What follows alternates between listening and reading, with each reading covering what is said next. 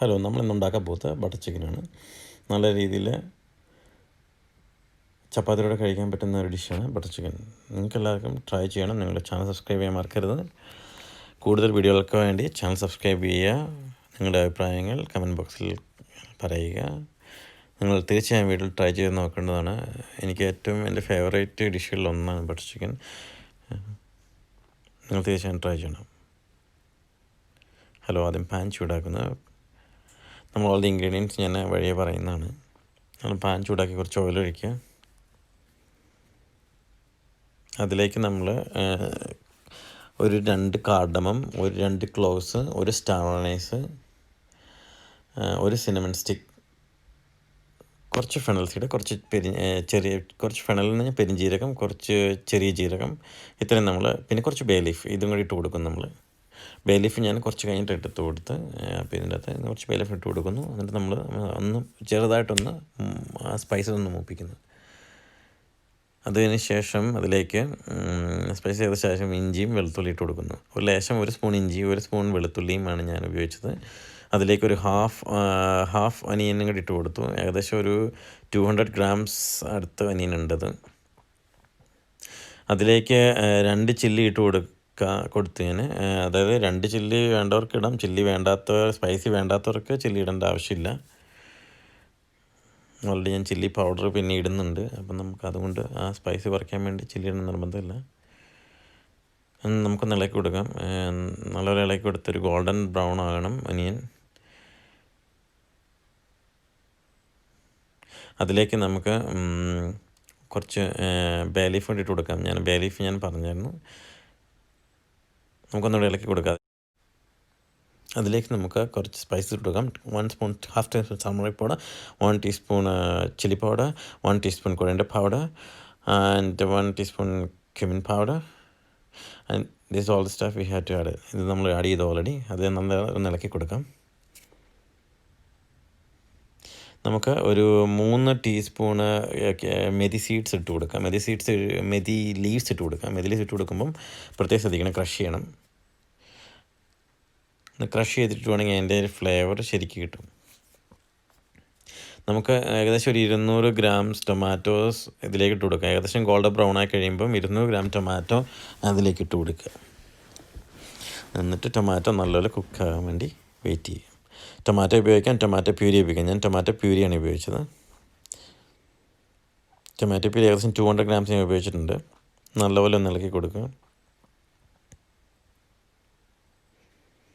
അതിലേക്ക് ഞാൻ pumpkin seed ഇട്ട് കൊടുത്തു. എന്നിട്ട് നല്ലപോലെ പംകിൻ സീഡ് വേകുന്നതിനും വരെ, ടൊമാറ്റോ ഒക്കെ ഒന്ന് വേകുന്നതിനും വരെ നല്ലപോലെ തിളപ്പിച്ചു. എല്ലാവർക്കും ചില കാഷ്യൂനട്ട് ഇട്ട് കൊടുക്കാം, ചില വേണ്ടവർക്ക്. പിന്നെ ഞാനൊരു 3 ടീസ്പൂണ് ഗീ ഇട്ട് കൊടുത്തു. ഗീ അല്ലെങ്കിൽ ബട്ടർ ഉപയോഗിക്കാം. ബട്ടറാണ് ഇച്ചിരി നല്ലത്. ഗീയും കുഴപ്പമില്ല, ഗീയും നല്ലതാണ്. നല്ലപോലെ ഒന്ന് ഇളക്കി കൊടുക്കാം. നമുക്ക്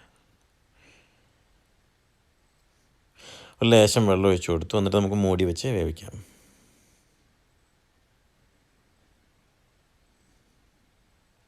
ടൊമാറ്റോ നല്ല രീതിയിൽ റെഡി ആകുന്നതിന് മുമ്പ് നമുക്ക് വെയിറ്റ് ചെയ്യാം.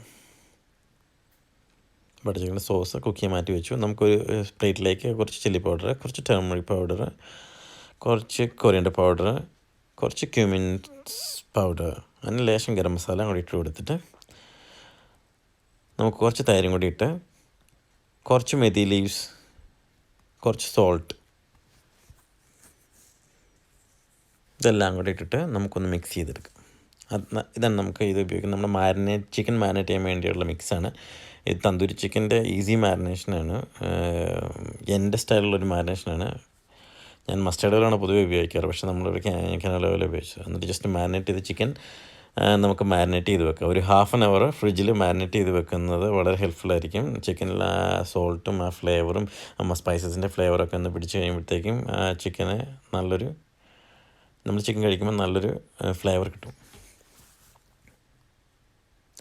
മാരിനേറ്റ് ചെയ്ത് വെച്ചിരിക്കാൻ നമുക്ക് ഫ്രിഡ്ജ് വെച്ചിട്ട് നേരത്തെ ഓവർനൈറ്റ് വെക്കാം. മാരിനേറ്റ് ചെയ്യുന്നതായിരിക്കും ഇച്ചിരി നല്ലത്. 1/2 hour വെച്ചാലും കുഴപ്പമില്ല, ഫ്ലേവറൊക്കെ ആവശ്യത്തിന് കിട്ടും.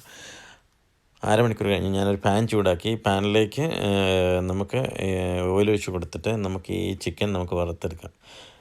ഗ്രില്ല് ചെയ്തെടുക്കാം. നമുക്ക് നമുക്ക് ഓവന് വേണേൽ ഫിനിഷ് ചെയ്യാം. ഓവനിൽ വെച്ച് തീർക്കേണ്ടവർക്ക് ഓവനിൽ വെച്ച് ഫിനിഷ് ചെയ്യാം. തന്തൂരുണ്ടെങ്കിൽ തന്തൂരിൽ വെച്ച് കുക്ക് ചെയ്യാം.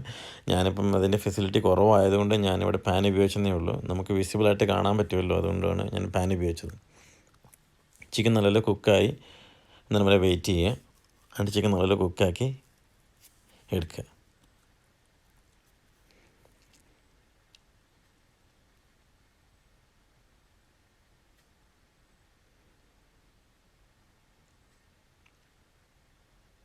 ചിക്കൻ ഏകദേശം കുക്കായി.